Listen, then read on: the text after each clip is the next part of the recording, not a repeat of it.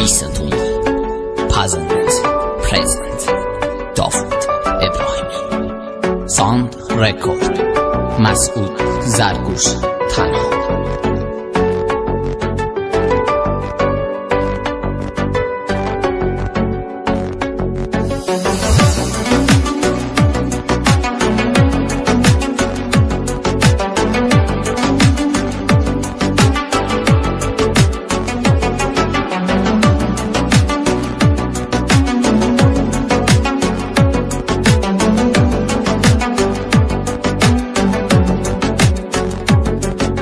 چند روز رفتی پر اشکم، کاشکی بدونی که شکستم بعد تو دنیام دیگه زندونه. تقصیر من نیست اگه خونه سوت و کوره، دیگه هیچی مثل قدیما نمیمونه. سخت گذشتن از خاطره ها و از اون همه روزای خیلی قشنگ. باور من نبودیم که بری منو تنها بذاری و هیچی نگی. رفتن تو همش خواب و خیاله، از اینجا نمیری این حرفا محاله.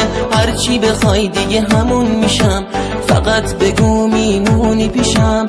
چشمای من دیگه اشکی نداره، صدای من بی تو رنگی نداره. این همه بغض توی صدای من میگه زندگی بی تو ارزشی نداره.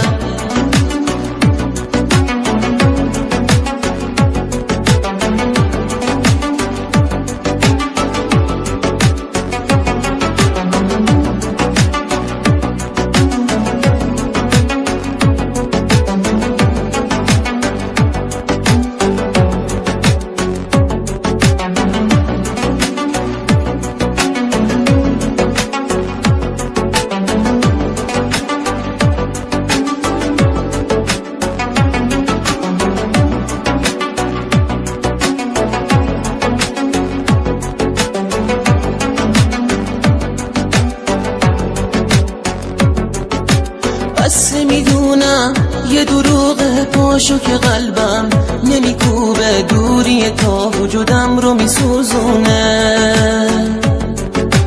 بارون امشب توی این شهر گریه ابراست که میباره واسه آتیش تو قلب من. سخت گذشتن از خاطره ها و از اون همه روزای خیلی قشنگ. باور من نبودیم که بری منو تنها بذاری و هیچی نگی.